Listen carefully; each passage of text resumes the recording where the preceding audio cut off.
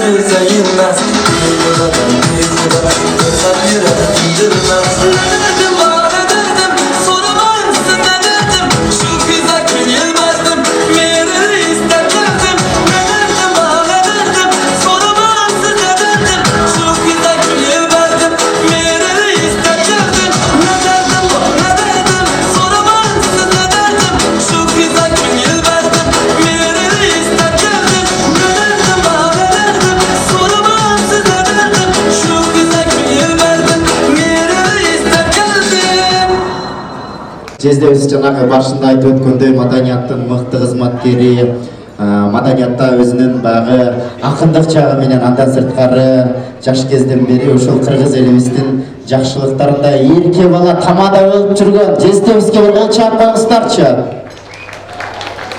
Азыр жезде мындай кылалы деп атам, могул командаларды бүгүнкү той элерин эки жака командага бөлүп алалы. Эгер туура көрсөңүз, оң жак менин командам болсун, сол жак меники болсун. Азыр мындай кылалы деп атабыз, ардактуу меймандар. Кыргызда аркан тартыш деген жакшы бир оюн бар, кыргыздын улуттук оюндары. Азыр мындай кылалы, жезде сиз өзүңүздүн командаңыздан мындай күчтүү, билектүү, оор басырыктуу мырзалардан алтын алып келиңиз. Мен өзүмдүн командамдан алтын алып келейин, анан аркан тартышалы. Кандай дейсиз? Макулсузбу? Макулмун. Кеттик анда эмесе. Жигиттерди мен тараптан аркан тартышка. Белектерди камдап турабыз. Үч. Бай, жетөө болуп деп турайсың, Рысбек. Судья болуп турат. Арканды үгүп калдыңдар. Ооба, өзүңүз кармаңыз.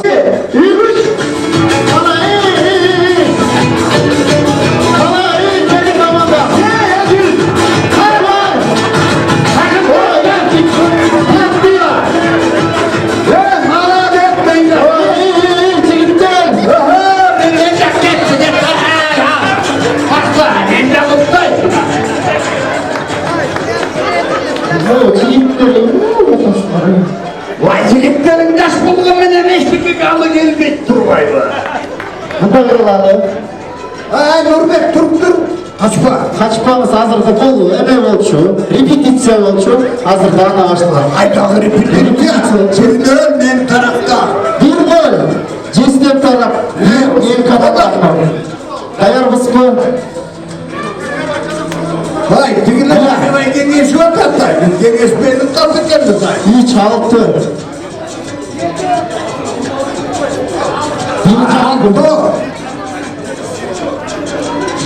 Алтыдан, бир жақ 7 болуп кетти. Бізде қарғандар болып отпай. Қаралай деп қой мұна. Жетті үштегі. Мақұл. Ол мұна мол күн. Ооба.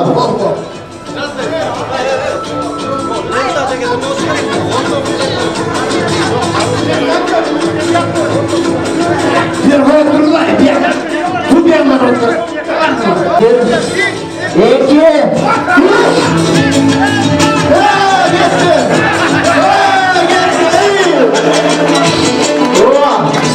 Ana bir oldu. Vallahi ben öte değildi. Siz onları tek düğene otururlar. Hazır bu da oldu. Çiğ tur oldu. Bir oldu. Sizin komandanız bir pay, benim komandam bir oldu. Yine yedikte çubay oldu. Bastır oldu.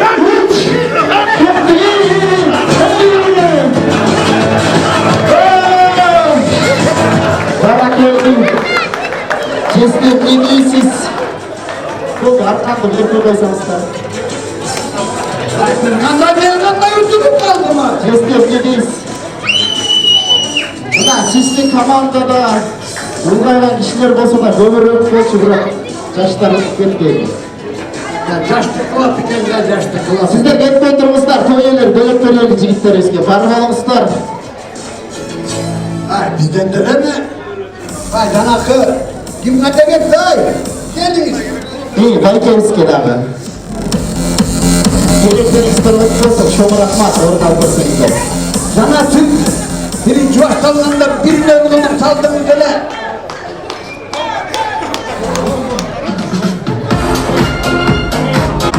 Köpkölürdü. Günün çoğunda yapsak. Ayarlan çoğuna olmaz hele. Çok rahmat Jeze, бар болуңуз, орындуктан орун алып бергиз, тоюңузду жүрүшүн андан ары улайды. Мына ушундай аркан тартыштан соң кайрадан кеп кезеги, төз кезеги ак тилек айтуу азими менен Ашымбай Атанаев атабыздын ысымы коюлган көчөнүн тургундарына, Нежный сад жана Бекет атабыздын достору, жакшы санаалаштары, Саламат Чору, Кубан Өмүрбек Алмабек Шайгул, Турузбек Турсуналы болуп, Түрөк Жикшалы, Роберт Асеевди. Келіңіздер атап алған біздің қадырлау меймандар. Шамды қала білекеге көрсеңіздер.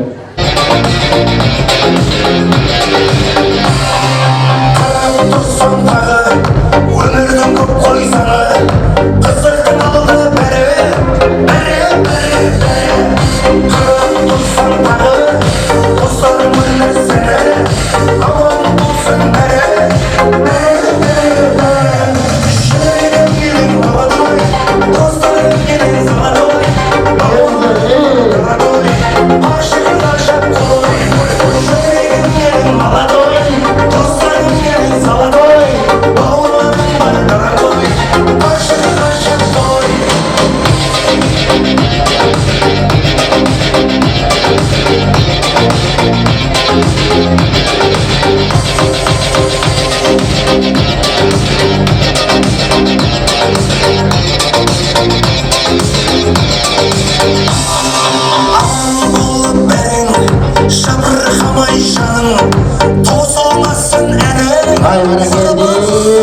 Hoş келипсиңер. Аябай чоң топ келдик. Ушул атабыздын атынан коюлган көчө ар дайым бийик болсун, сиздердин көчөдөн мыкты инсандар чыксын. Ана мындай калалы, ардактуу меймандар, бардыгыбыз калоо тилек, ак тилек айтканы келдик. Анан убакытты алыбыздан, мүмкүн болсо аталарыбыздан үчөөңүздөр сүйлөп берсеңиздер, апаларыбыздан үчөөңүздөр сүйлөп берсеңиздер, калганыңыздар тарынбайбыз, тилектеш болобуз, ортоктош болобуз. Келиңиздер, аталарыбыздан баштайлы. Урматтуу туугандар, мен Ашымбай аба деп чыгып койчумун. А кезде мен жаш эле баламын. Мен кой кайтарчумун, а киши уй кайтарчумун. Анан көл жээкте неме жакта чогуу жүрүп анан аябай жакшы адам болчу да ушунчалык. Чогуу тамак ичүүбүз ошол чогуу ушундай эс алчубуз. Анан аркы беркилерди айтып бер. Кичине кулагы катуураак эле, мен катуураак айтчу элем. Ой, ушундай десе, мен согуштан ушинтип артиллерияда неметкенде катуу залп болгондо кулак тунуп калган. Эми ал киши ушу согуштан бери ушака келип мына жана айтып атпайбы кандай чарбада иштеп неметип. Анан акыркы ошо немелерде ошо уй кайтарып жүрдү. Мен менен чогуу болдук да. Анан кийин Бекболсун келип калчу. Бекболсун жашыраак, 3 жаш кичүү. Анан Бекболсунду мен дагы ары бери үйрөтүп, индей мындай балык кармап ошо жерде демек ушундай чогойгонбуз. Эми ал киши ушунчалык жакшы, мына көп балалуу, көп ушундай неме жакшы адам эле да. Мамилеси жакшы болчу. Дайыма ушу сылык сүйлөп, анан балык кармачу, жөн эле толкун уруп салчу балыктарды жээкен. Акырын алып туруп, сайып алып, буржунуна салып өткөчү. Ушундай бир керемет, кыйын жакшы абал эле. Эми көчөнү коюп, эң туура, ушу балдары ушунчалык эметип, анан атасын урматтап, сыйлап, баягы өткөн жолдорун эстеттирип неметкени абдан жакшы. Ошо балдарга дагы, силерге дагы Бекболсун, сага дагы чоң рахмат, ушу атаңдын мындай немесин көчөсүн коюп, ушундай неметкени аракет кылган. Эми баарыңар ушу 11 баланы деген ошол убакта чоңойтуу, өстүрүү, ушундай деметкен ал бул эрдик да, ошол кезде эрдик. Ошо абалыбыздын жакшы жактары аябай көп болчу. Ошону билип, ошо балдары ушундай демек жүргөнү абдан жакшы. Рахмат бар. Чоң рахмат бар болуңуз. Андан кийин улуулата келиңиздер, микрофонду.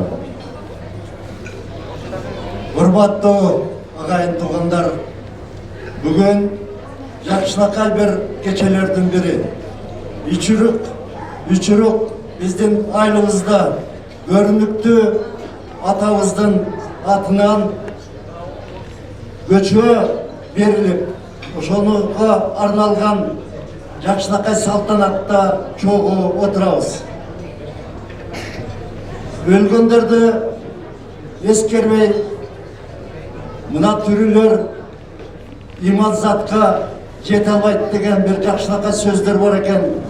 Ушуга байланыштуу айтып кете турган сөз. 2 жума мурда Шайбек ата бакачынын ысмыны 300 жылдык ысмы көтөрүлүп той өттү эле. Мына бүгүнкү күнү болсо Ашынбай атабыздын бир чети Куран окутуп эскерип атабыз. Экинчи жагынан ушул бала чакалары өсүп өнүп бүгүнкү күнү жетилип, жакшынакай билим алып, келечектери кеңирип алып, Актасторкон жайлап отурат. Бул кишини басып өткөн жолдору өлкүнгө барып, кийинки совет доору, коллективизация, согушта майып болуп келсе дагы эл чарбасына эмгеги сиңген жакшынакай инсан десек жаңылышпайбыз. Бул атабыздын Новый путь колхозуна кошкон салымы өтө зор.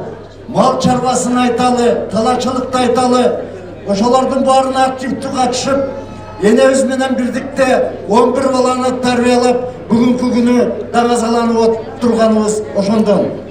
Айтмакчыбыз, мына биздин классташыбыз, бир чети досубуз, мына Бекем кичине састымалап жүрөт.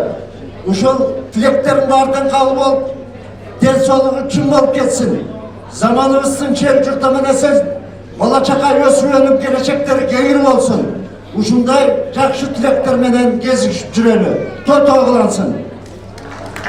Чоң рахмат, айтканыңыз келсин. Микрофонду байкелерибизден бирөөнү узаталы. Андан кийин апаларыбызга сөз берели, келиңиздер. Эми биз менин эки классташым айтып кетпедиби? Биз ушундай ынтымакта чоңойдук, чоң окудук, тегибиз орусча окудук, тегибиз кыргызча окудук. Бирок бир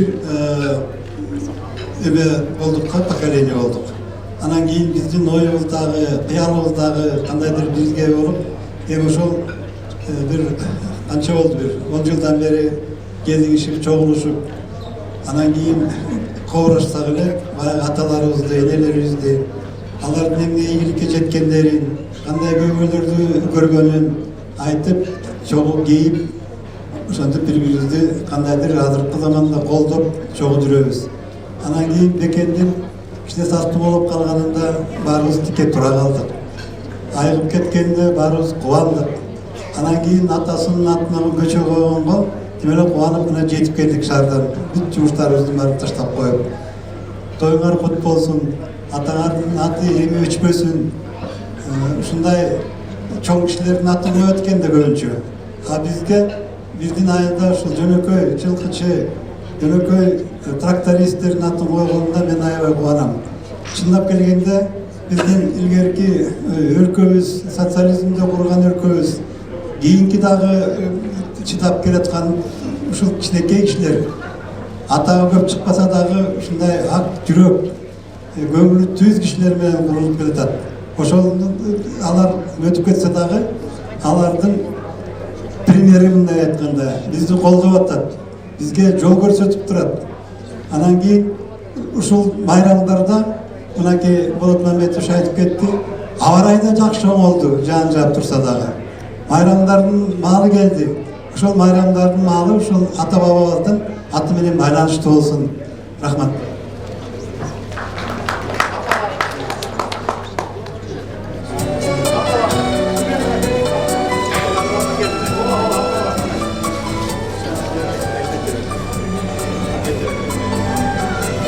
Саламатсыздарбы? Бүгүнкү тойдун катышуучулары. Ардактуу Бекболсун жана Сайрак жана ошондой эле Бекболсундун бир туугандары. Бүгүнкү сиздердин берип аткан тоюңуздар өзүңөргө кут болсун. Эми атаңыздын атынан көчө коюлуп атат. Ошол көчө ак жол той болсун. Ошол көчөдөгүлөр өнүгүп өссүн. Эч кандай келбесин, алар көбөйө берсин. Эч кандай жамандык болбосун. Баардыгына тең, ушу катышуучулардын баарына тең жакшылык каалайм. Тоюбуз той кылынсын, баарыңар ден соолукта болгула, ачык асман болсун, жамандыктан алыс болгула, жалаң жакшылыктын үстүндө жүргүлө. Балдарыбызга, небелерибизге Кудай жакшылык, ыйман берсин, ден соолук берсин. Ошондой эле жакшы балдардан өнүгүп өссүн. Бекболсунду жана ким айтып кетти, Турсуналы. Мен дагы, биз дагы ошо кошулабыз. Жалпы ойлойм, карабай айлы бүт кошулар кош керек, ден соолугу чың болуп, жакшы болуп кетсин. Рахмат. Рахмат, келиңиздер апаларыбыздан. Экөөбүз жыйынтыктап коелу, келиңиздер жалпы меймандар мүмкүн болсо. Улуу ата, экөөбүз сүйлөп берели, келиңиз. Ушунчалык жакшы тою, жакшы ашуулардын коюлуп аткан көчөмөрдү ушунчалык элге, калкка, дүйнөгө жарашат, бул кишинин аты жарашат. Эки кылым бузулуп атат. Бул кишидей киши жүздүн бири болсо керек. Мен деп айтпайм, жүздүн бири болсо керек. Ушундай касиети, ушундай жашы, ушундай киши болчу бул киши. Эми бул жерде урбактары, ушул жерде бала бакыралы, жакшы эме менен атын коюп, жакшы жерге коюп, жакшы эме кылып атыптыр. Ошол кут болсун. Бекен, Сайра, эжелер, кудачалар, кудалар, ушулар кут болсун. Арбакты козгоп атабыз. Бул кишидей болгула, бул кишидей жашагыла. Ошол көчөнүн аты.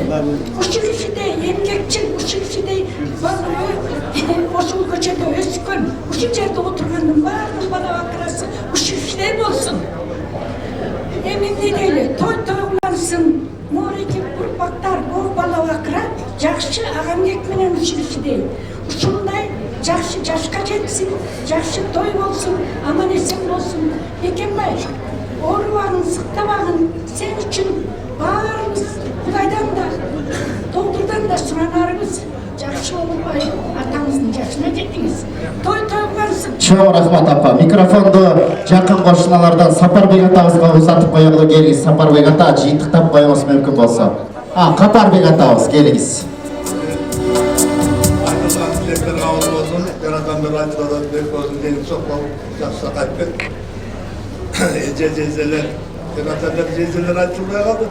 Жезелерге де рахмат айтамын. Ошол экинин баары балага баарыңарга, балдарына баарыңар ден соолук, жалпы бул жерде отурган эл журтка ден соолук, чын өмүр каалайм. Дайыма жакшылык жок. Көчөбүз болсо Акчолто көчө болсун да. Чоң рахмат. Жыйынтыктап коелу, келиңиз. Урматтуу бүгүнкү кеченин катышуучулары, баарыңыздарга ысык салам. Мына ушу бүгүн абдан жакшынакай күн болуп турат. Ушу атабыздын аты биздин көчөгө коюлуп атат. Ушуну койгон, аракет кылып, инициатива көтөргөн кыз уулдарына, келиндерине чоң рахмат. Бул атабыздын мынакей 11 баласы болуптур. 11 бала эмес, бир баланы тарбиялаш кыйын азыр. 11 баласы тең аман эсен, келин алып атат, кыз берип атат, небере көрүп атышат. Ушуларга баардык жакшылыкты, бакытты каалайм. Анан биздин бул атабызды көрүп калдык, мага жоош кичтей сезилчү эле. Бирок апабыз абдан ачык айрым, колунан чай ичип калганбыз. Шарактаган, тамаша көй, терең укап коюп, жашка жаштай, карга кардай мамиле кылган эле. Биз ушул атабыздын мүнөзү бизде Нурбек да бар. Жаркылдап күлүп, жаман жакшысын билгизбей, колунан келгенин берейин деп, ак көңүл аябай, тамаша көй. Нурбек менен Нуриланын үй бүлөсүнө да бакыт каалайм.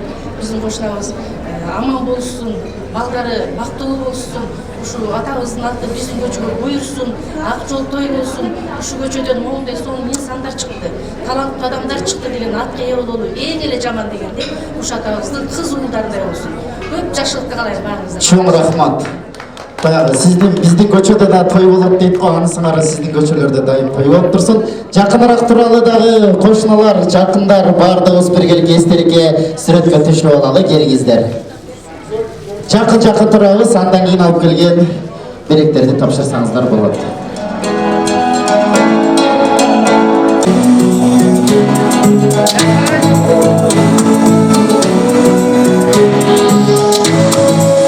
Sardalız, sen de calız, men calız. Nereye arasın aldınız, her almadın sardalız. Ömrümün ölçüsü, kıldan bekir sardalız. İkimizдің ortamız, ağzından bekir sardalız. Gelingizler, koyuları bıtıkta ailedağı orduqlardan orun alып berіңіздер. Tozattın buyruğuna, gündüzdesin kıl oldu. İkimizдің ortamız, üçülmesin ay oldu. Ah tozattın buyruğu, aldırmesin kıl oldu. Gelingizler, көй куштардын атынан биздин апабыз Жандырдан көрөктөп атат. Анда эмесе сиздер үчүн төмөнкү чыгармалар. Айлыкты сен бакытым деп санагачы, жок болсо сен жардым издеп кайгырбачы. Узун өмүр чынден солуп экөө болсо, бузулайт го бул дүйнөнүн арагасы.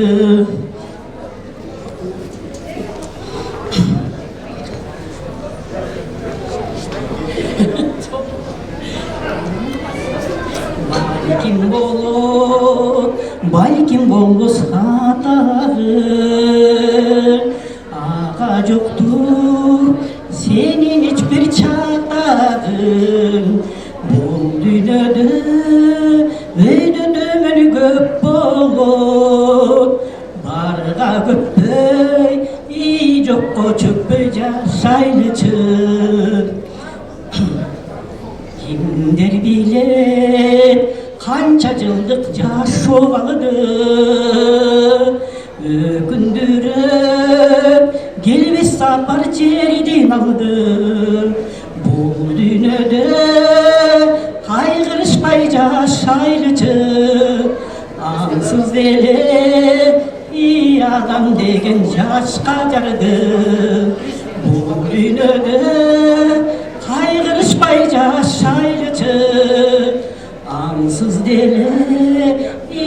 адам деген жашқа жарды.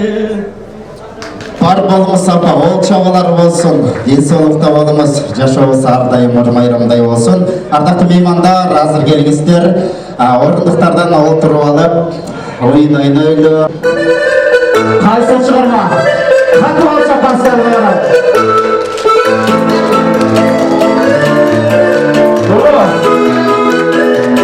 Tamam, geliniz. Ay yiyecek, oy yiyecek, ay yiyecek, oy yiyecek. Gel kayda otobüsün içinde, ay yiyecek gülberciler suradı, ay yiyecek gülberinin orduna, kayra beni gül oduna kurattı, ay yiyecek gülberinin orduna, kayra beni gül oduna kurattı. Ay yiyecek, oy yiyecek, ay yiyecek, oy yiyecek. Молодцы, тебе приз sizge. Var olun. Atalarım saçınmet.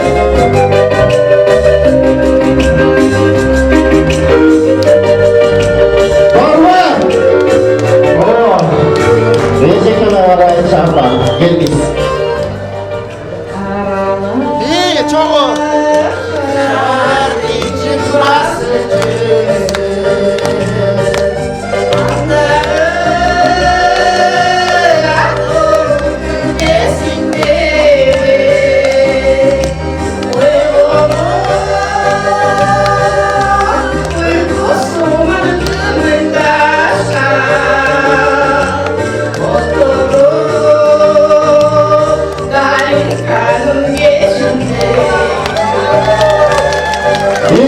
Dayı canımızda çok üzüldüm okşayıp var bolunuz çok rahmat.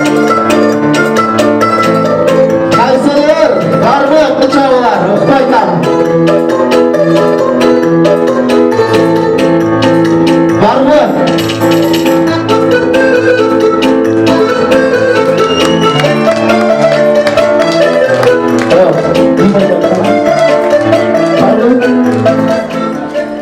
Var mı? Wow, yiyecek gibi kesin oldu. Hadi. İçindeki sapsarı, tay baskanı, baskan bu tay sarı sapsarı, baskan bu bana tay sarı sapsarı, ay sarı, barı yok mu darınız, ak polis sarı demek bizge darınız. İçiniz var mı? Gençlik istersen ki, bakıl olmuşlar, var olmuşlar.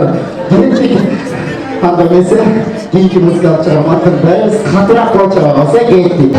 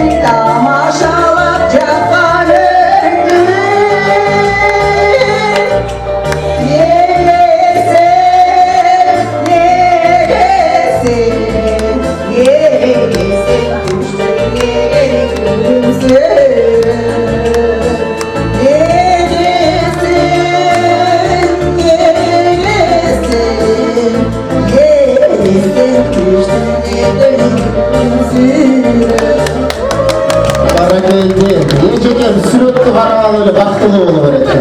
Var kolumuz. Kocaman бар ма?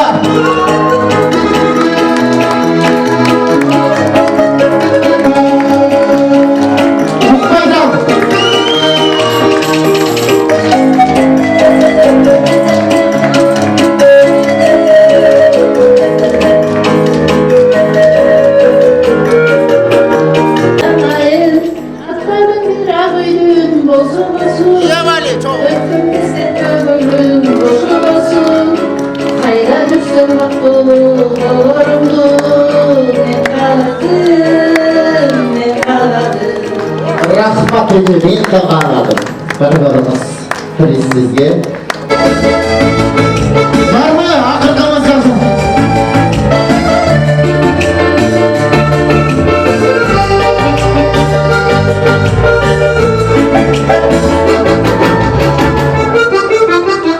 Түгелбай қазақ апарым.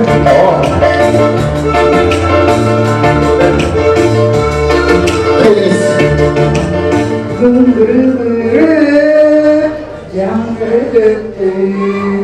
Ошол күндөр кайда кетти жаштарымды Жегесегин кайрылмастан кайда кетти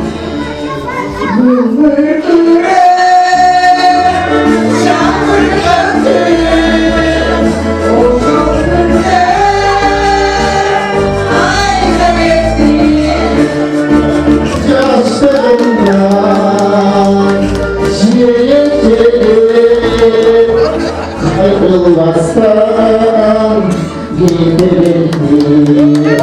Fransızı bildiririz. Hakikaten benim olsam çıkmadılar. Gittik, tındayız, kapırak kolçaklar olduk.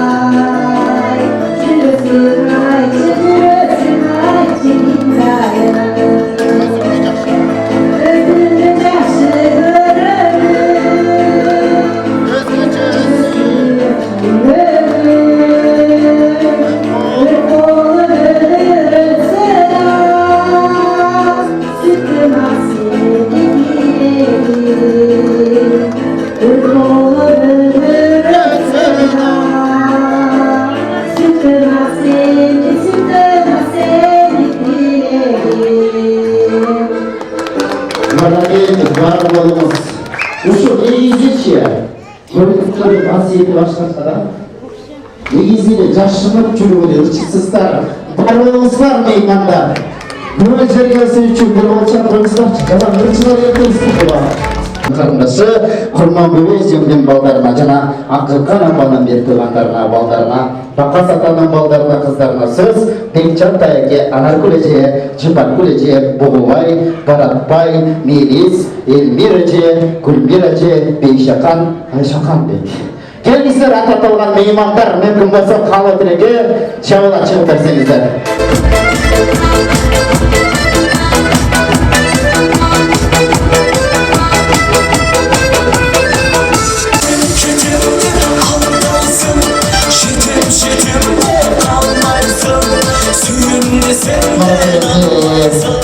Келіңіздер, қош келіпсіздер, ардақты меймандар. Мүмкін болса үштен сөйлеп берелі, қалғанымыз тілектеш болалы, ортақташ болалы. Аталарымыздан баштайлы, қала тілекті микрофонды ұзатайын, келіңіздер. Құрметті қонақтар, бүгінгі президенттің ісмін қойып, көченің ісмін қойып çok рахмат.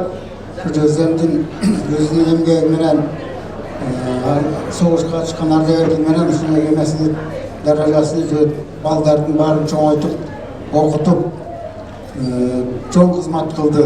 Өзі қарығанша шалба суғарып, шалбада кайтарып жүрдү аяк акыркы жылдарда. Мурун жаш кезекте мисалы биздин район ушу Карбай менен түгөн жок. Лисикөл району Карбай болчу четки. Анан бар Орторук менен. Анан ошондо автобус ушу жерге чейин келип, анан ошо автобустун шофёру Жездемдикине колчу. Автобус. Анан биз көп келчүбүз Жездемдикине. Ошондо Жездем өзүнүн иштери менен бак тигип, алма өстүрүп, ошондой аябай эмгекчил болчу. Эмгеги менен ошо агарып көгөрүп, Жездем ошо элдин баркына жеткен. Балдарын баркына жеткен, балдар чоңоюп, баары үйлі болуп, азыр небере чөбөрөлөр ушу Кудай сүйөктөр болуп, мына бүгүнкү той колдона берсин. Жездемдин исми көтөрүп, жекемдин ошо арбалы колдоп баарыңарга жен соолук бакыт талай берейин.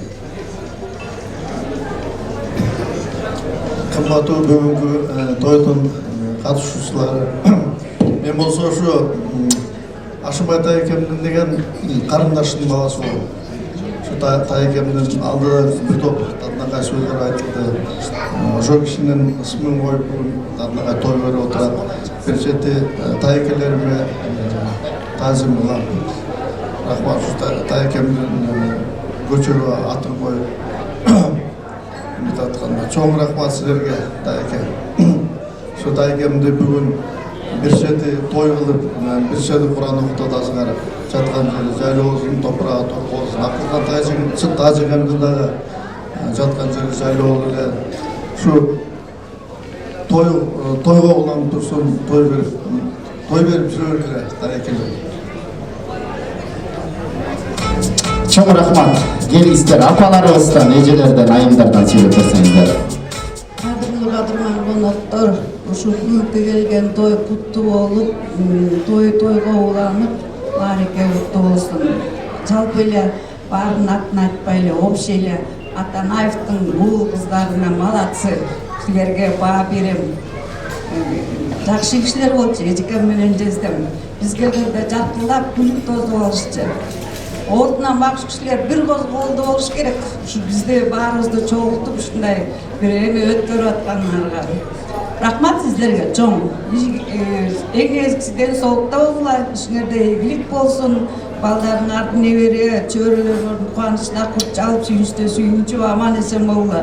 Жалпы коноктор баарыңыздар аман эсен болуңуздар. Чоң рахмат. Болду, бирөөбүз жыйынтыктап коелу апалардан. Келиңиз. Амансыңарбы, тойго келген коноктор.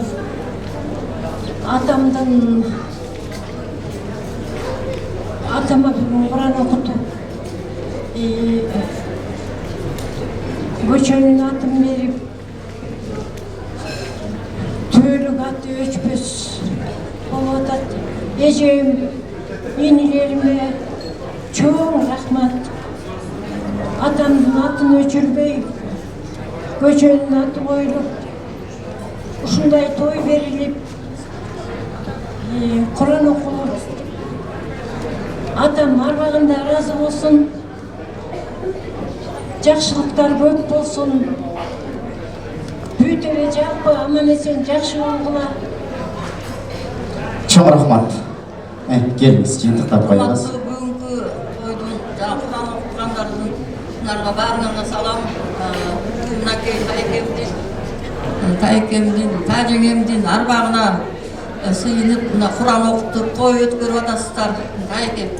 Таекемдин уул кыздарына баарына чоң рахмат айтам. Ошол көчөдө койгон аты такыр өчпөсүн, ошол жерде көчөдө жашаган адамдардын баары аман эсен болсун, бактылуу болсун, өсүшсүн. Чоң рахмат, ыраазыбыз. Арбактар ыраазы болсун. Чоң рахмат.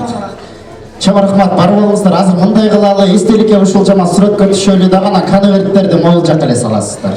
Келиңиздер, эстеликке сүрөткө түшө калалы, той ээлери мүмкүн болсо тура калыңыздар, биздин меймандар менен жакыныраак. Келиңиздер, эстеликке.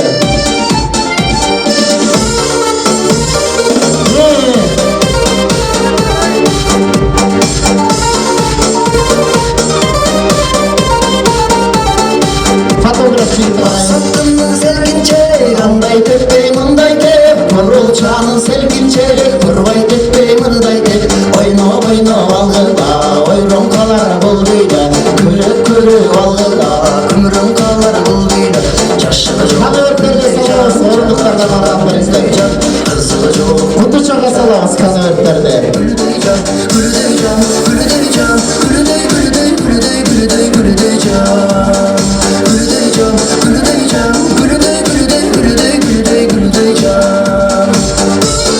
Чоң рахмат. Ушундай шайыр колледжи барбы? Ырдап берет дейт. Шайыр коллежи да. Шайыр коллежибиздин ыры даяр болгучу акты анда даяр экен. Анда месе ушул чыккан жамааттын атынан Кыргыз Республикасынын эмгек сиңирген артисти, маданияттын мыкты кызматкери, Кудайым буйрса, жакында эжекем Кыргызстандын желегин башка жакта желбиретип ушул кароо айылынан чыгып атат. Колдойсуздарбы, колдогондор барсыздарбы, кол чаап коюңуздарчы. Шайыр коллежиме микрофонду сатайын. Кийинки кабыл болсун. Урматтуу коноктор, Тайкемдин ушундай бир жакшы той өтүп атты. Тайкемдин атынан Кудайым балдарына ден соолук берсин. Жалпы эл журтубузга Кыргызда тынччылык болсун, баардык жакшылыктар болсун. Анан өзүмдүн жакшы көргөнлөрүм өмүр дайра дегендер. Келгис өмүрүбүз узун болсун, өмүр дайра ушул жерде отурган меймандардын өмүрү узун болсун деген тилек кылалы. Өмүр дайра. Ебале. Вакыттар кечкенге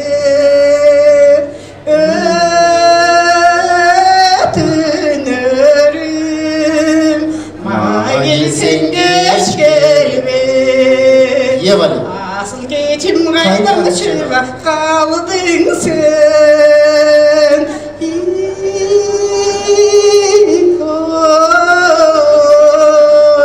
Минтип жашым 60-тан өткөндө. 60 жаш барсыздарбы? Сен да жигит, асманда эмес жердеги. Менин дагы жүрөгүм бар экен демин. Жашообуздай 10 күн өмүр болгон соң.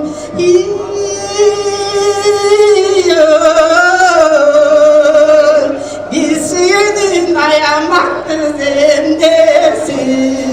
Ебале. Жашообуздай 10 күн өмүр болгон соң.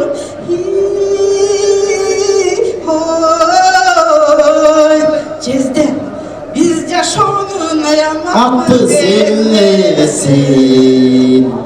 Чоң рахмат, барбалыңыз шайыр кылчы. Келиңиздер кадырлуу меймандар, азыр бир жакшы кабыл тилек кылалы дагандан кийин танаписти жарыялайлы. Атына тасабытты сүйнөтөңүрүздө жакшы сөз бар. Ондук туугандар Рыспек Тапын Назира Максат Автандил Мурадил Бактыбек Жолдош, ошону менен катар Касым Алы Бектанов мектебинин эл агартуучулары жамааты. Эки жамаатты бир чакырабыз, кадырлуу меймандар, кабыл тилекке келиңиздерди чакырабыз. Шаңды бийлеп келебиз. Келиңиздер.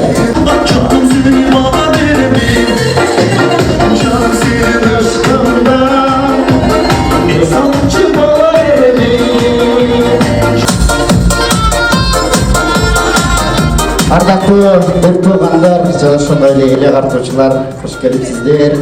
Азыр бир туугандарга бир эки каалоо тилек берели, андан кийин мугалимдерге зоталы. Келиңиздер, сиздерден жакшы каалоо тилектер болсун. Байкелерибизден бирөө, эжелерибизден бирөөңүздөр сүйлөп бериңиздер, андан кийин микрофонду агартуучуларга беребиз. Келиңиз.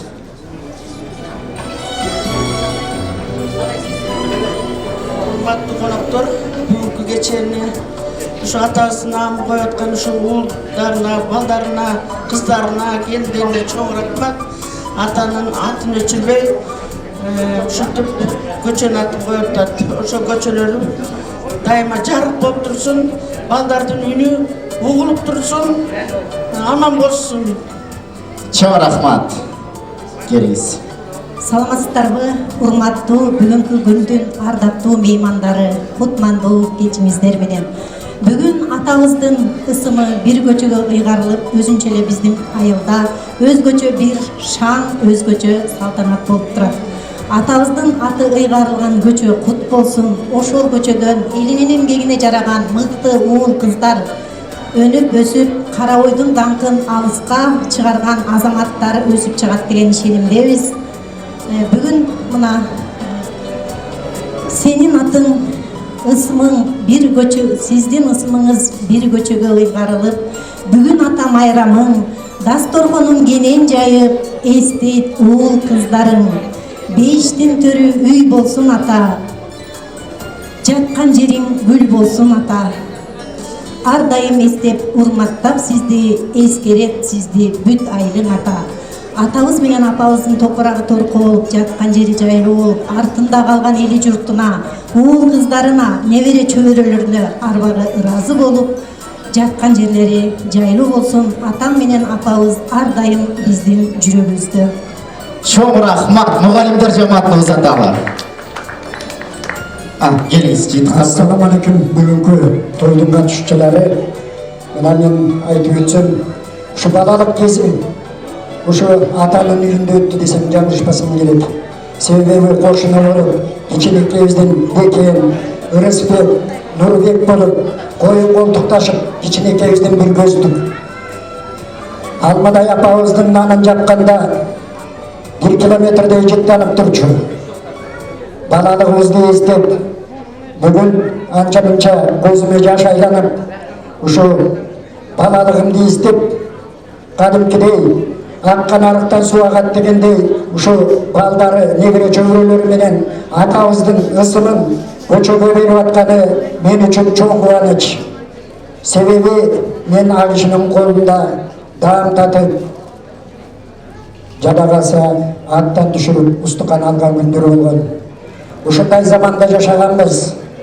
Көчөдөн өтүп баратсаң, кыялбай өтүп кетсең жаман таарынчу.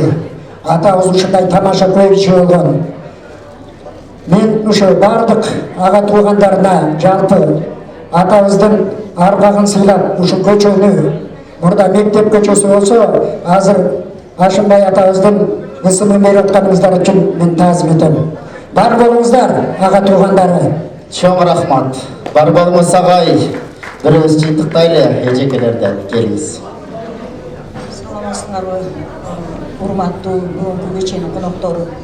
Бүгүн абдан жакшынакай күн болуп отурат. Ана биз жанатан бери эмне деген сонун сөздөрдү уктук. Аксакалдуу аталарыбыздын аталарын уктук, сөздөрүн уктук. Ак элечеги башында апалардын сөзүн уктук. Анан ошого толкунданып сүйүнүп отурабыз. Мурда Союз учкунда мектепте эмес, школьная көчөсү болчу да. Баягы документ толтурганда эле школьная болуп аткан. Эми мына жантан бери эмне деген сонун сөздөр айтылды, ушундай эмгекчил, өзүнүн ак эмгеги менен оокат кылган, момча баланы тарбиялап өстүргөн атабыздын ысымы биздин мектепке берилип атканына биз ушунчалык кубанып отурабыз. Ошол мектеп ырыс кылуу болсун, кут төгүлгөн мектеп болсун. Ошол атабыздын ысымын дайыма биз кастарлап жүрөлү. Жана Айыл өкмөтү айткандай, тазалыгын дайыма сактайлы. Көчөбүздүн окуучуларыбыз менен бирге болгон жакшынакай нерселердин баарын ошол көчөдө боло берсин. Баарыңарга жалпы баарыңарга чоң рахмат. Чоң рахмат, ардактуу меймандар. Мугалим көкөлөтүп баркыңды, жазгың келет алтын менен атыңды демекчи. Убагында Кыргызстанда чыккан Иса Ахунбаев, биздин көрнөктүү жазуучубуз Чыңгыз Айтматов дагы убагында мугалимден билим алган. Бул сөздү айтып атканымдын себеби 2014 жылдан баштап октябрдын 1 жумасы мугалимдер күнү деп белгиленген. Мына ушул эресеге жеткирген, А тамгасын таныткан, керек болсо күчтүү космонавт дагы, күчтүү хирург дагы, жана ошондой эле күчтүү инженер дагы мына ушул мугалимдерден билим алган. 5 октябрь мугалимдер жамааты менен куттуктап, биздин айылда мугалимдерге таазим кылып, бир ана чаап коюңуздарчы, эртеги майрам менен куттуктап коелу. Ардактуу мугалимдер, эсиптик майрамыңыздар кут болсун. Ар дайым мына ушул айылдан мыкты инсандарды тарбиялап, А тамгасын таанытып, ал дайым ааламга таанылган инсандарды чыгара бериңиздер. Сиздерге таазим кылабыз. Майрамыңыздар менен эртеги. Чоң эстеликке сүрөткө түшөлү, конверттерди салалы дагы, анан келиңиздер. Чогуу, бир туугандар чогуу туруп алыңыздар.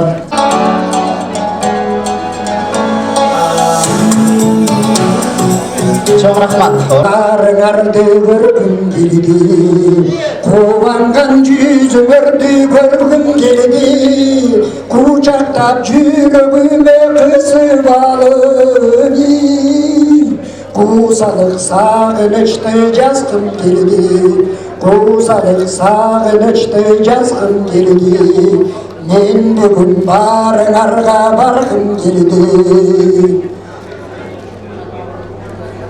Men bugün barınarga bargım geldi Sözümdün dermeterin aytgım geldi Kabağı bir gülmesini bir önünde bitmi Barındın kömürümdün açkım geldi Barındın kömürümdün açkım geldi Men bugün barınarga bargım geldi Sözümdün dermeterin aytgım geldi Uzartı ömürlerini yapcaş kılıdı Ömürdün onca torunda kım geldi Ömürdün onca torunda kım geldi Men bugün barınarga bargım geldi Kucaktap canınarda bolgum geldi Abbaktan nurun tөгüp gelgi çektim Oy Ak dilek barınarga aytgım geldi Abbata barınarga bergim geldi Men bugün barınarda oygaroyluklar köpgüm geldi Ağay барын эле өрсеңиз эчтеке кылбай калат го. Бар болобу сагайга кол чабуулар болсун кадырлуу меймандар. Чоң рахмат. Келиңиздер мугалимдер жамаатынын эстеликке сүрөткө тартып коелучу.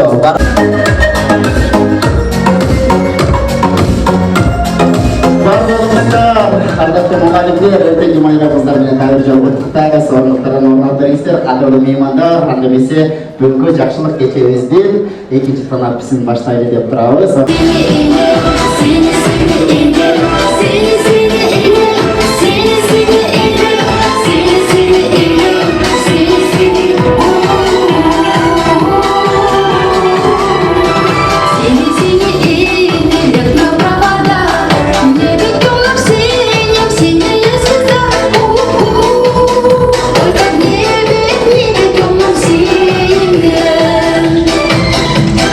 Синий поезд,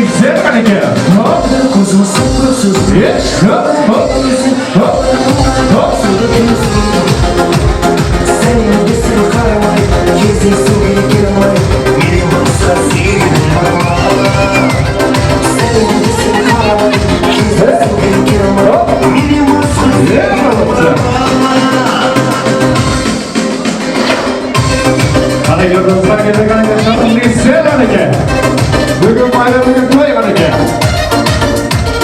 Tanzim Sigmund sevisi.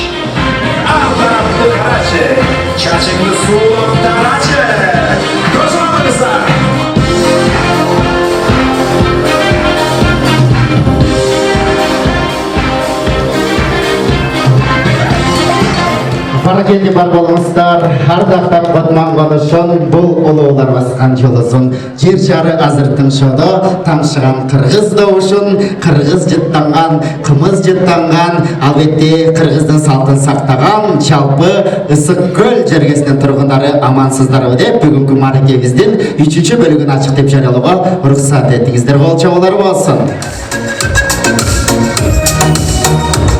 Береке байлық бийлікті беттештірген ынтымақ, бетме-бет қарсылашқанды беттештірген ынтымақ деп қырғызда ұлы ақындарымыз мына осындай өзінің сөздерін қалдырған екен. Ардақты қадірлі бізден сыйлы меймандар, бүгін Ашынбай атауыз үшін өзгөчө бір салтанатты кече ұйыштырып жатқан учурубуз. Албетте ар беребиз жашоодо өзүбүздүн изибизди калтырып, мына ушундай аталарыбыздын жолун жолдойлу, ардайым мына ушундай өтүп кеткен инсандарды эстеп, албетте алардын изин баскан аракетибизди жазайлы деп бүгүнкү марекебиздин 3-чү бөлүгүн ачык деп жарыялоого уруксат этип бир алакан чаап койсоңуздар. Келиңиздер ардактуу меймандар, 3-чү бөлүгүндө албетте бул жакта Беккен агамдын классташы өзгөчө дозу Телегөнов Турсуналы агамды чакырып койгон уруксат этиңиздер. Турсуналыга кээриңизчи бир кол чабуулар болсун. Ағам, албетте Бекен ағабыздың классташы, досы, анан ошол жердеги жалпы меймандарға өзімден жанды бір чыгармам бар деп атат. Мына ошону 3-чү бөлүктө сиздерге гүлдесте катары сынайын деп атат. Микрофонду сизге узунтайын, келиңиз. Рахмат. Урматтуу коноктор, биз эми көп эле айтып атабыз. Биздин ата-бабаларды сыйлап атабыз. Бирок ушул баарыбызды бириктирген биздин кичинекей, бирок атактуу айылыбыз Карой. Ошол Каройго арнаган өлөмдү ырдап берейин.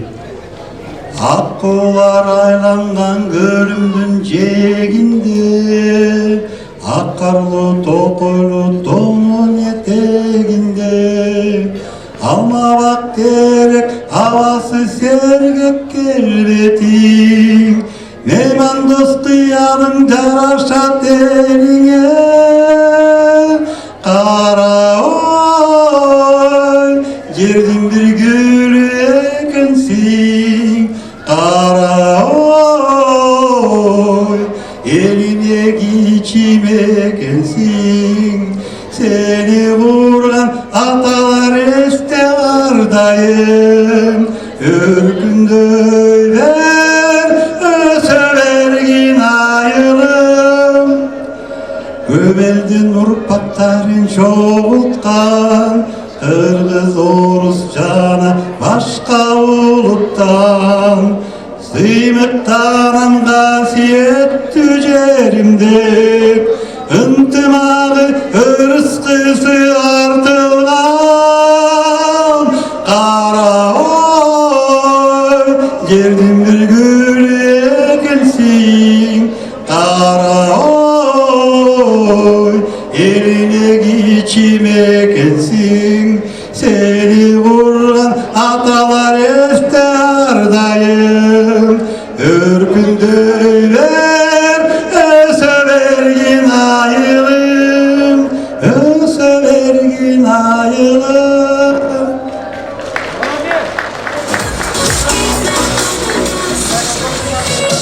Çok rahmat Tursunalı Arabasqa bolчобалар болсун, приз берип коюңуздарчы. Той ээлери бар баламыз, болгулда үнүңүз өчүп өссүн. Ар дайым мына ушундай жакындырларыңызды тартылап жүрө бериңиз. Кадырлуу меймандар, асмандан жарык көрсөң жылдыз деп бил, ак калпак кийгендерди кыргыз деп бил.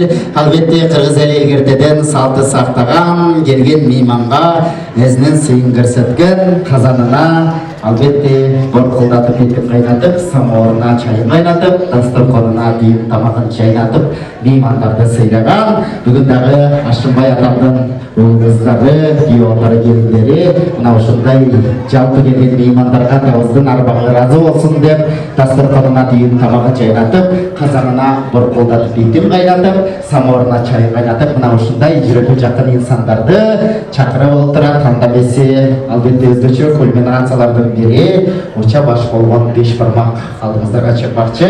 Биздин сыйлуу учабыз айылыбыздын сакалдоосу Мырзахмат атабызга, ошондой эле жаңы коюлган Ашымбай атабыздын ысымы коюлган көчөнүн сакалдоосу Капарбек атабызга уча тартылмакчы.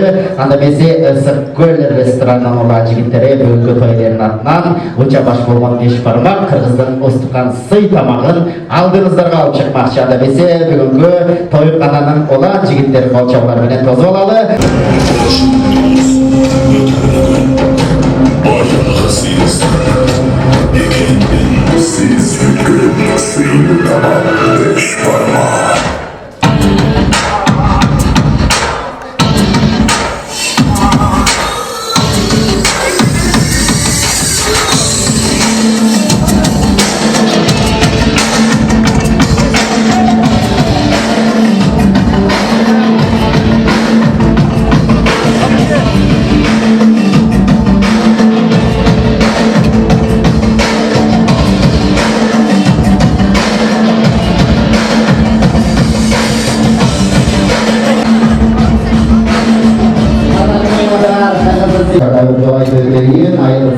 Мырзахмат атабыздагы бүгүнкү тойлордун атынан сакалдоосу Капарбек атабыздын жашынандагы улайлы алдыңыздарга мына ушундай небере чөбөрөлөрүн чакырат эми. Атын атасы Акботу сүймөт демекчи, жалпы небере чөбөрө келип берсеңиздер, салтанат ичин баштайт экен. Кудус Нурлан Идрайзада, Сапов Бактыбек Жылдыз Кубаныч, Элиз Бар, Сымбат Жолдош Тарика Айбера Перзатширин, Камчыбек, Күмешай, Эркинай, Мейірмайжак, Ермет Бақтыбек, Иберлан, Элдар Жолдарбек, Ерман Сағыды, Құлабек Ақлай, Айдар Рамазан, Самир, Айна, Баяна, Айгөл, Ясмин дей жалпы неберен чөбірілер қалатынке келіп көрсеңіздер.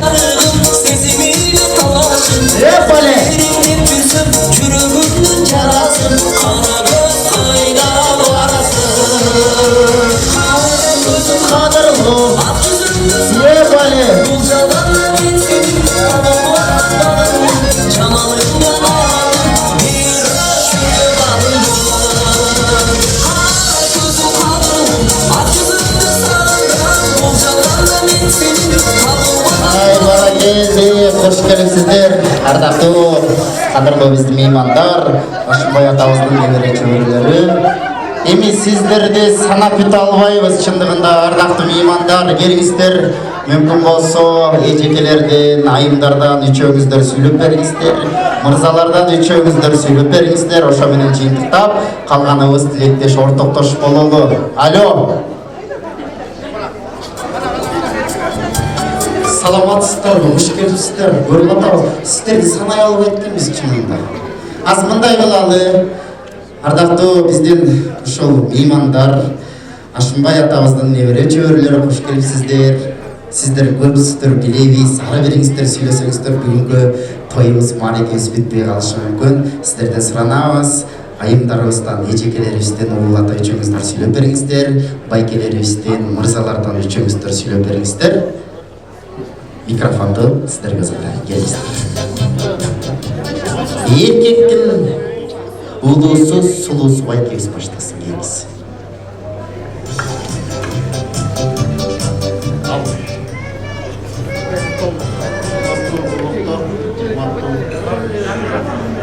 Чукул кармап алыңыз микрофонду. Кара ойдун биздин коноктор, жана келген коноктор ушу биздин менин таятамдын атынан аталган көчөбүз болсун. Ошо көчөбүз өзүбүздө көрүп, ошол атабыздын наамын алып жүрөлүк. Биздин атабыздын атынан аталган көчө деп. Ошол болсун. Чоң рахмат. Байкелерди сүйлөтүр, андан айымдарга өтөбүз. Assalamu alaikum. Бүгүнкү кеченин коноктору менен ушу бүгүн ошол ысык көл тойканасында жакшы маареке өтүп атат. Себеби бул таятабыздын көчөсүнө наам берилип атат. Менен ушу берилген көчөбүз кут болсун. Ошол көчөдө жана айтып кетпеди, ошол жакшы кыргыздын керегине жараган балдарга болсун. Теке эле ушул көчө эмес, дагы бул жерде баарыбыз канча небере чөбөрөлөр турат. Ушулардын атынан да ушу көчөлөр көп берилсин. Сиздер дагы жолдоңуздар, чоң рахмат. Бирөөбүз жыйынтыктап коелу, байкелерден келиңиз. Салам алейкум, саламатсыздарбы, туугандар, кудалар, коноктор. Мен бүгүн айбан толкунданып атам. Мен чоң атамдын ысымы ушундай көчө коюлганына. Ошол эмне дейбиз? Мен абдан конучтумун да ошого. Ошо мына биякта чогулган неберелери, чөбөрөлөрү бүт барабыз. Жалпы ушуну конуп атабыз. Конучубуз койдун каласына батпай. Ошол иши кылып чоң рахмат барыңарга, келип бергениңерге. Чоң рахмат. Аршынбай атабыздын жолун жолдогон мыкты инсандардан болуңуздар, эжелерге узаталы. Кутмандуу ичиңиздерге урматтуу коноктор, тайкелер, таяталар, биз жээннеринен болобуз. Мен Нурлан эң улуу жээни мен болсо экинчиси болом. Ошон үчүн деген микрофон бизге деп атат. Эмне дейбиз сиздерге? Эң биринчиден ушу таятамга ушинтип таятамдын атынан көчө коюлуп атканына миң мерде Кудайга шүгүр деп айтмакчымын. Эмне дейбиз? Таятам ушундай жакшы адам болчу. Тайын эмекке мен аябай эсимде. Мен уже чогойгондо эле каза болушту аларчы. Ушундай жакшы адам болчу да. Кандай десем, үйгө барганда ушундай кандай десем, береке деген ошол жакта болчу, үйдө деген. Бүт береке неменин баары ошол жакта болчу. Канча киши келсе ошончо кой союп ушундай эметкендер мен аябай эсимде, жүрөгүмдө калыптыр. Ушу көчөнүн аты коюлуп атканга аябай мен кубанычтамын. Урматтуу коноктор, сиздерге эмне дейбиз?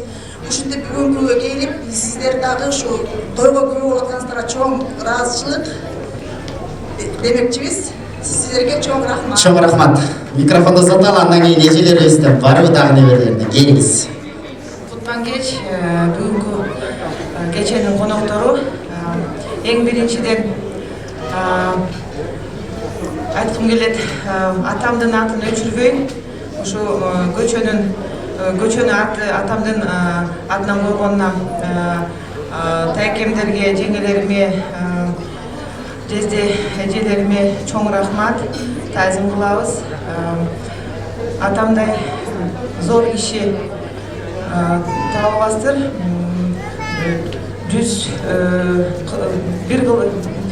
100 жылда бир жарала турган адам болчу.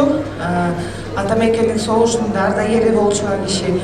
Анан салтанат айткандай ушунчалык берекелүү, ушунчалык молду киши эле атам. Ошол көчөнүн аты кут болсун, баарына жугуштуу болсун, атамдын аты өчпөй, дагы эле майда көчөлөр атын ала берсин. Чоң рахмат. Атамдын атын.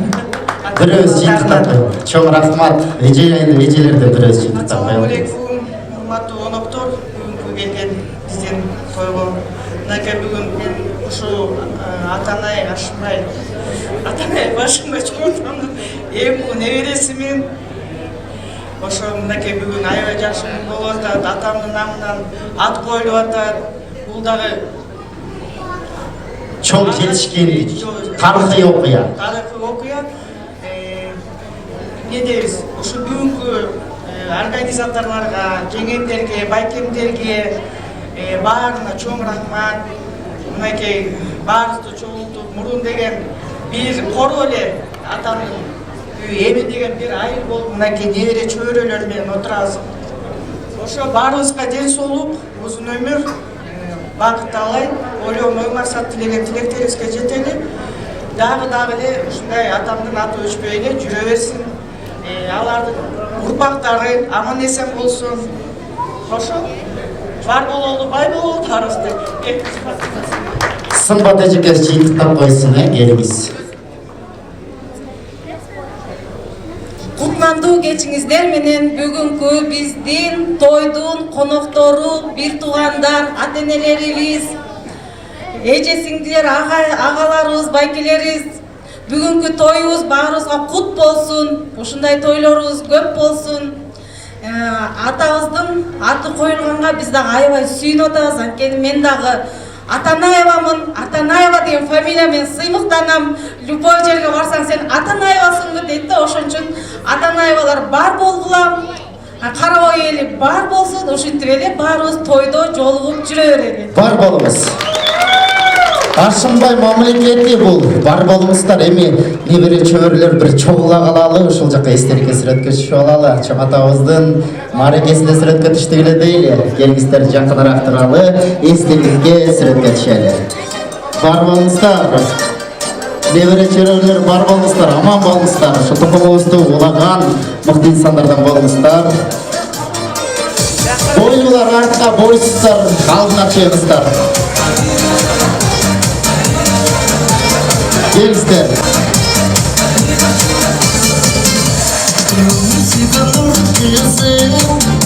Көкте жанған жылдызым, сүйіп қалдырған биік таңертеңнен туғызым. Чоң рахмат, келиңиздер кадырлуу небере чөбүрлөр, орындықтардан орын алып бериңиздерди суранабыз. Келиңиздер, кыргыздан сый тамагы 5 бармак тартылды. Орындықтардан орын алып берсеңиздер.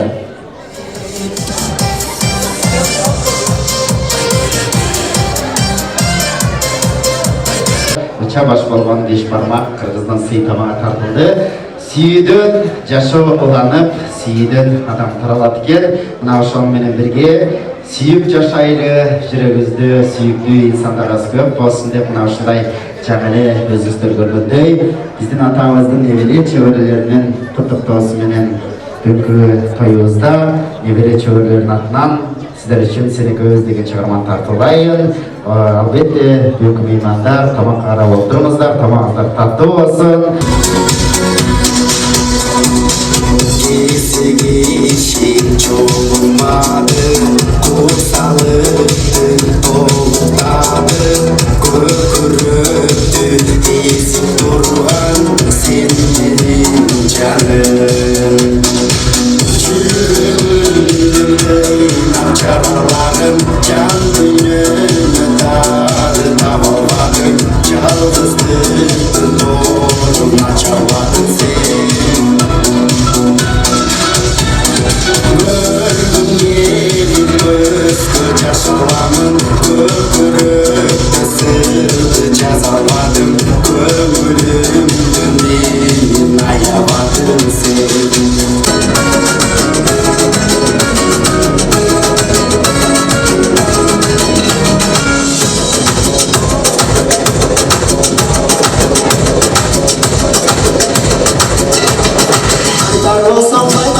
Sen beni nazik görün, görgöndüm et baktığımı sen beni cazgı görün. Ölüp kılıp ölüp duru arnağanda yüzümdü, kılıp tanıp karabaşı kapağılıp yüzümdü.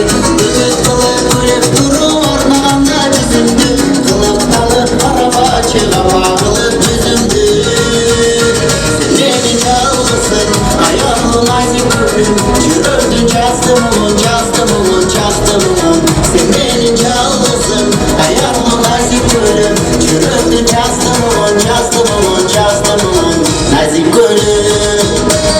жагымдуу той ээлеринин атынан бүгүнкү тоюбуздардын эрке баласынын атынан чаңырды. Анда эмесе кийинки жакшылык калба тилек айтуу азем менен мүмкүн болсо бул жака Ашымбай атамдын балдарын чакырып коюуга уруксат этиңиздер.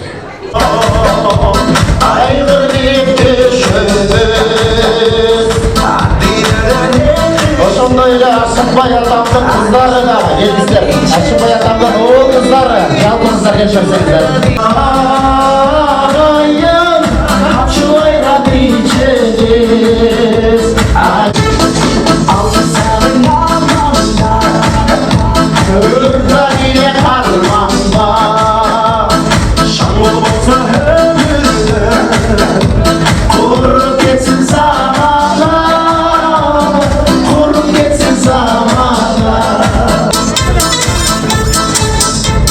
Ашымбай атамдын уул кыздары, келиндери, күйөөбалдары келиңиздер.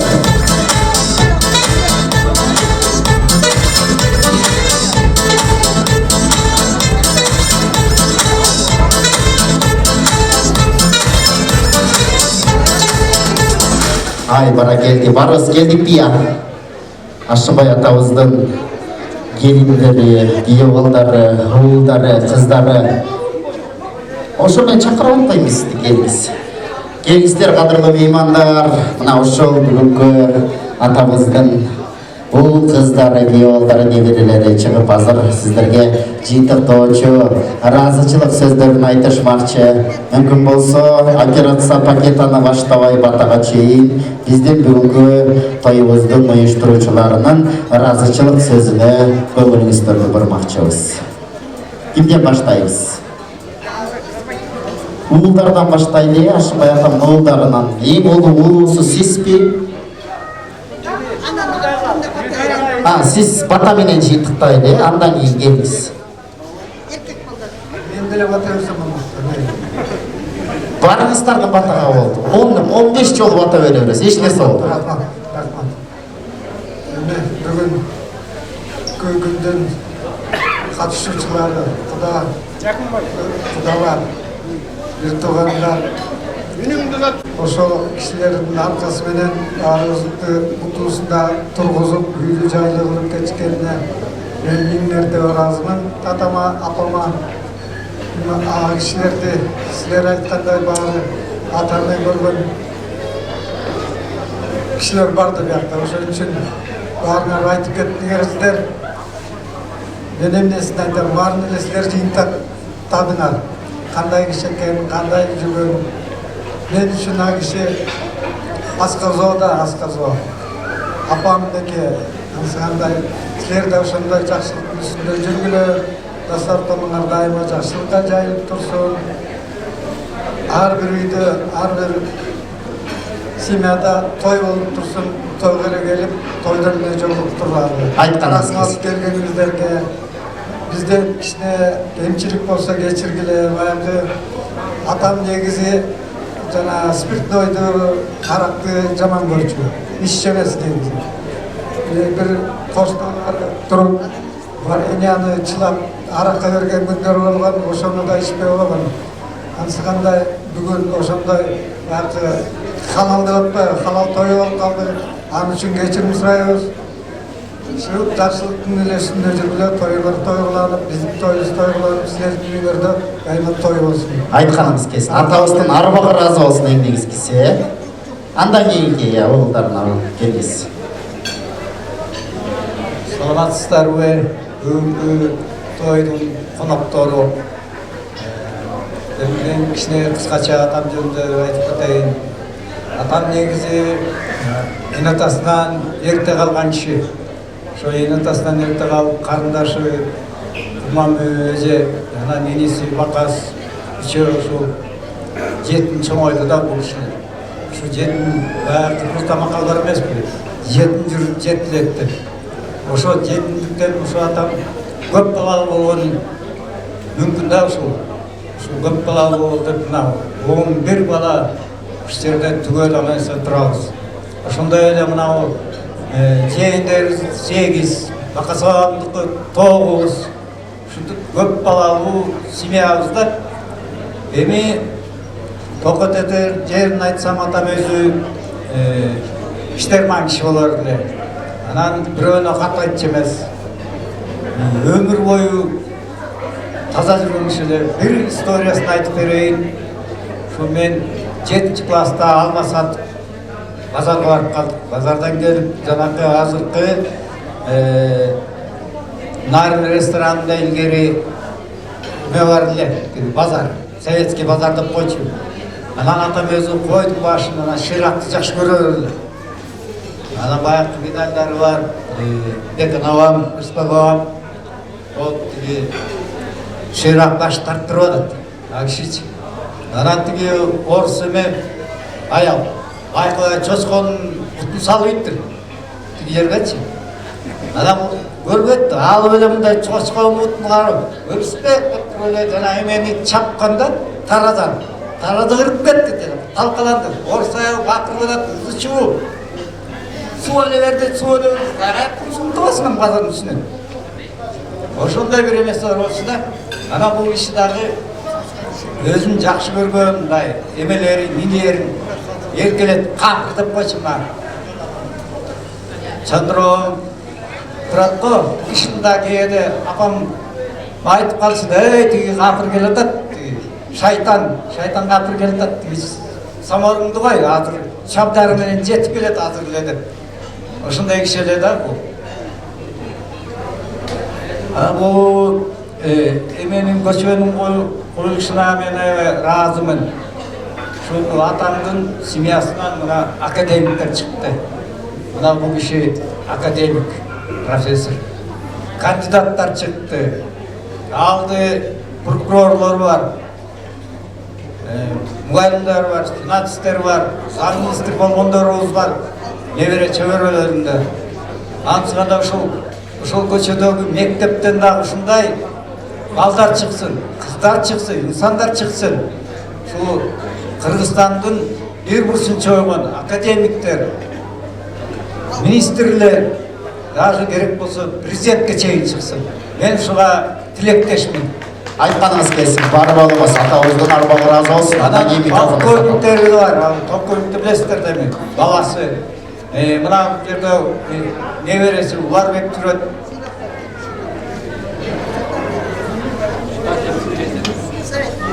Андай ызаттагалы келиңиз.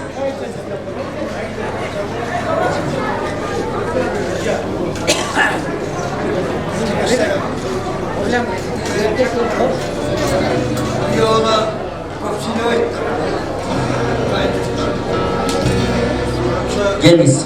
Mikrofon жакыныраак кармап алалы. Көчө коюп атканда ошону колдоп берген жергиликтүү кеңештин депутаттарына айрыкча элге жүрөбүз. Ошол бар болуш жакшы да болушсун. Эмне ошо көчөдөн элдер айтып атат. Жакшы келечеги кең kadınlar çıksın, saçlı üstünde de şu, toy tapar üstünde de şu, koca şangı verir, bağlı olsun, tamam olsun, çözüm olsun.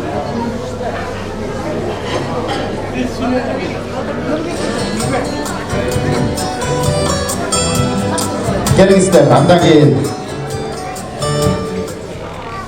Benim hocamdır, adamın adı Beygarı. Ayağımda baktığımın dedi, adamız деген bizi ayağında жақсы қарап, жақсы bakkan üzülmeyen kişi oluşu, adamımızdan ben болып қалдым, кетмен үстінен түшпей, şu böcek, Allah'ta, Allah'ta, şu Allah'ta adamın adıyla şu қарасın, şularda gelip bergenlerine çok rahmat. Aman bolumuzda, var bolumuzda, Har bir үйүнө барга ушундай той болсун, жакшылык тойлор болуп турсун көптү. Биздин көчөбүздө бала батыраны үйдө жагы мен деген чыган окумуштуулар чыксын. Рахмат келип бергениңиздерге, бата бергениңиздерге. Чоң рахмат. Андан кийин келиңиздер. Кымбаттуу ушул Ак Сарайдын катышчылары балдары, бөжекелер, құдағилар, құдасөттер, еттіштар, айланайындар, дизени, ушул атамды сыйлап, барктап, жашынакай болуп, ел бергенге чоң рахмат.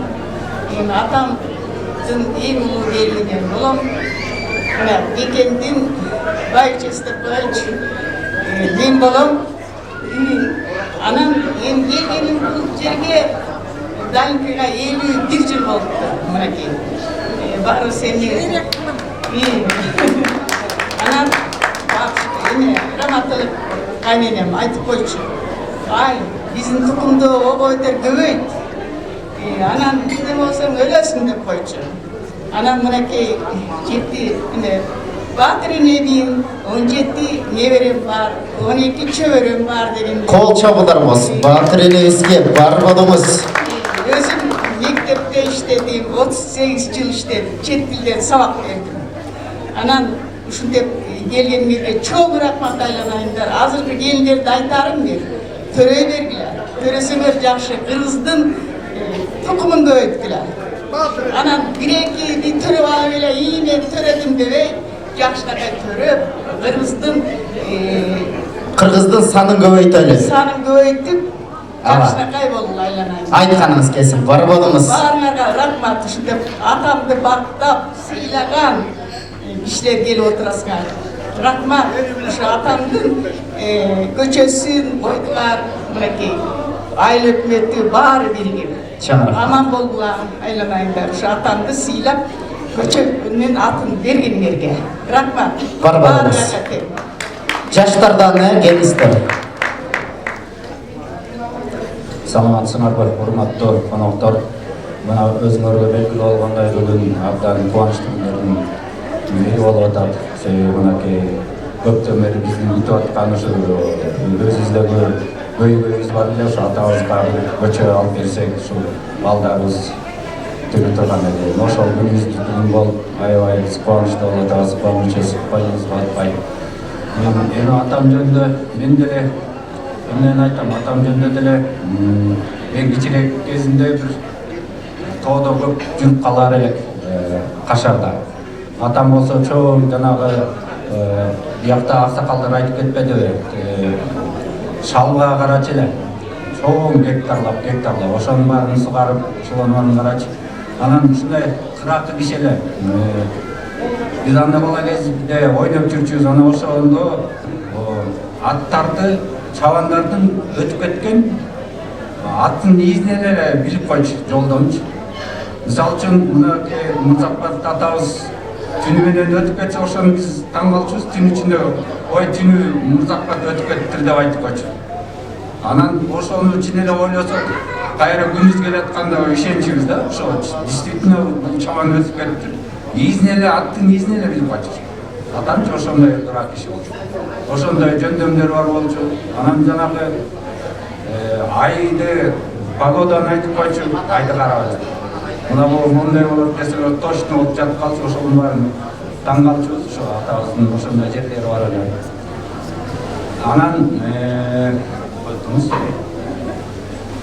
Анан ошо биз айдан кубанычтабыз. Мына атамдын ошо тукумдары, неберелери канчабыз өзүңөргө көргөндөй бир жылкы союп деле жеп кетип калабыз мында. Бул кетпей эле, ошончо Кудай эмеси сүйүнсүн, Кудайдын булабы сүйүнсүн дегендей ошол. Анан ошо келип бергениңерге чоң рахмат. Баталарыңар, мояктагы тилектериңер баары кабыл болсун. Ошо көчөдөн жанагы көп сөздөр айтылбадыбы? Ученыйлар чыксын, мугалимдер чыксын, кыргыз элине жараган жаштардан көп чыксын, ошо тилегибиз. Бар, ооба. Анан азыр дагы бизден бир агам ооруп келе албай калды. Анан биякта болот абам да бар. Аны билесиңер, ал көпчүлүктү көп сүйө бербейт, качып кетет. Жана башында келип атты эле, эл көбөйүп кеткен, кетип калды. Таппай калды, миң жыл болуп кетти. ошо буюрса жакшы. Чоң рахмат. Жыйынтыктайлы кымбаттуу меймандар, мүмкүн болсо бардыгыбыз дагы мына ушундай тойлордон жолугабыз. Бирөөбүз жыйынтыктайлы, келиңиздер. Убакыт элибиз да чарчап кетти, келиңиздер.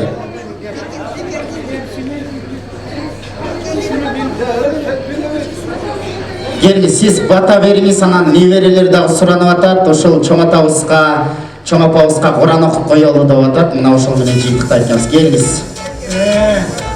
Алтындарым, ушу биздин атамдын тоюна келип бергениңерге чоң рахмат. Эми бата берип коеюн. Омин деп алакан жайып койсоңуздар. Омин. Балдарым, башыңарга бак консун. Үйүңөргө оторун болсун.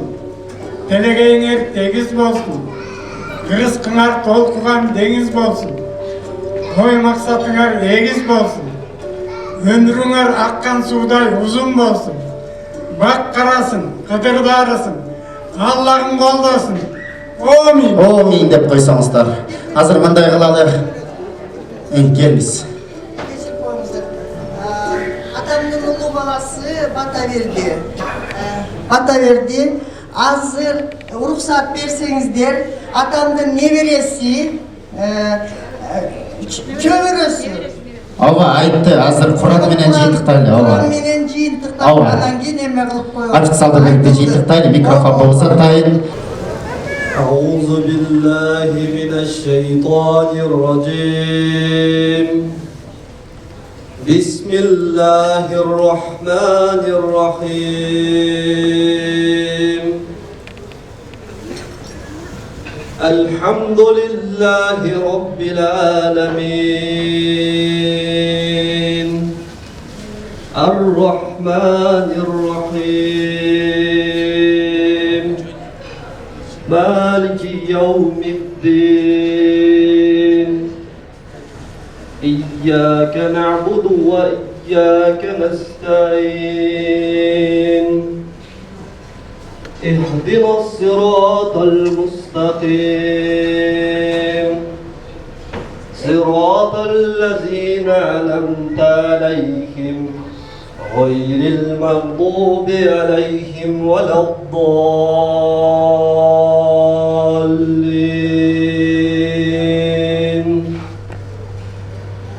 بسم الله الرحمن الرحيم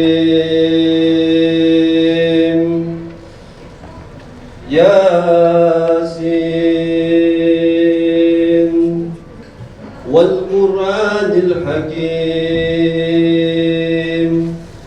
إنك لمن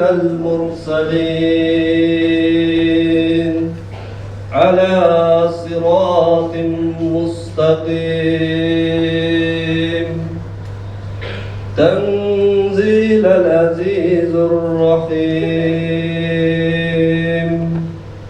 لتنذر قوما ما أنذر آباؤهم فهم غافلون لقد حق قول على أكثرهم فهم لا يؤمنون إنا جعلنا في أعناقهم مغلالا فهي إلى الأذقان فهم مقمحون وجعلنا من بين أيديهم سدا ومن خلفهم سدا فأغشيناهم فهم لا يبصرون وسواء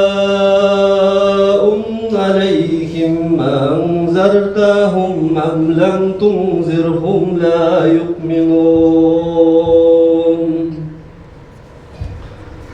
إنا زره من اتبع الذكر وخشي الرحمن بالغيب فبشره بمغفرة أجر كريم صدق الله العظيم سبحان ربك رب العزة عما يصفون